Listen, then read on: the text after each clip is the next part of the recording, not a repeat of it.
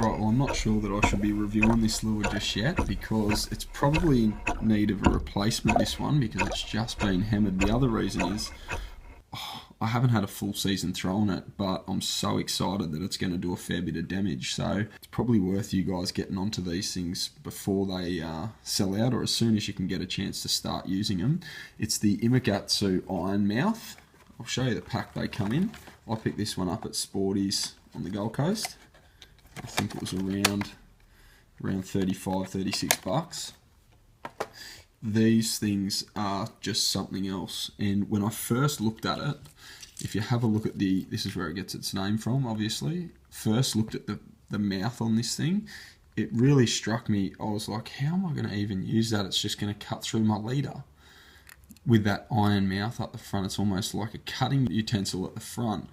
And what I ended up doing was just throwing in some extra split rings so that the line wouldn't cut on the front. Not that that's the case, I'm just guessing that that's what could happen. So I was just really cautious about the way that I rigged it. I rigged 2 extra split rings on the front and worked it from there, and it's just been dominant for me.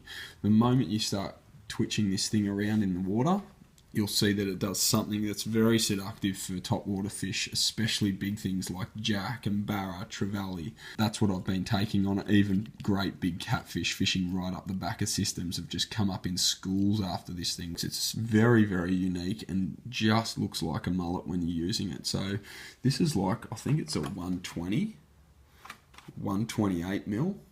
Yeah, so it's a big long bait, but and I wouldn't usually throw them that big for jack, but it doesn't matter. I've had so much action on this thing. It's one of my confidence go-to baits now. You can see that I've just flogged the hell out of it and caned it. I've ripped the trebles off and bent the back end from throwing it in against retaining walls and things like that repeatedly. That back split ring's got a little bit tired and started to pull there, which is probably not doing it justice because you can see it's fallen apart on me, but I've flogged the bejesus out of it. So it does hold up and I've pulled plenty of fish in. It's just time for me to get another one or to just upgrade and fix some of the stuff on it. Take a look at the finish. The attention to detail on the head is second to none. That prominent eye with the reflective pattern on it, that raised gill plate with the internal foil flash, it's just awesome. I'm not sure. I'm going to try and get some natural light on this thing so you guys can see the reflective scale pattern. It's just starting to pick up there. Hopefully you can see it in some of the retrieve videos while I'm showing you how it works.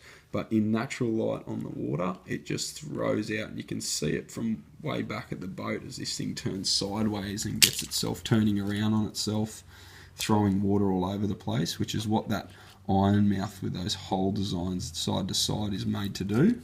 It's a really interesting design, that front end, nothing like I've ever seen before. And that's why I was hesitant to first grab it, but Alex gave me the tip to give it a try, and these things are bomb. They're a lot more expensive than a lot of poppers you can find on the market, but I just love them. And I've been using them up the back of creeks for mangrove jack, and it's just been scaring the hell out of me when they come up and just belt this thing with no hesitation at all. They fly through the air really well. You can even skip them once they hit the surface, like a mullet popping in towards cover. You can skip these things in towards the bank. Like I said, it's a real confidence lure, so much so that when I'm fishing up the back of creeks, whether it's during the middle of the day or early morning, low light conditions, I'm still confident enough to throw this thing and pull fish up. The water it throws and the calling sound it makes is enough to pull fish up, which sort of sets it aside. It's just very unique. That tail makes it very easy to see in the water when you're retrieving it back. And the way I like to use it is just aggressive, but on the spot as much as I can. You can spin it around on top of itself and make it dive under the water and come back up and just bounce around and bob around. That's how I like to work it. It's the Imakatsu Iron Mouth.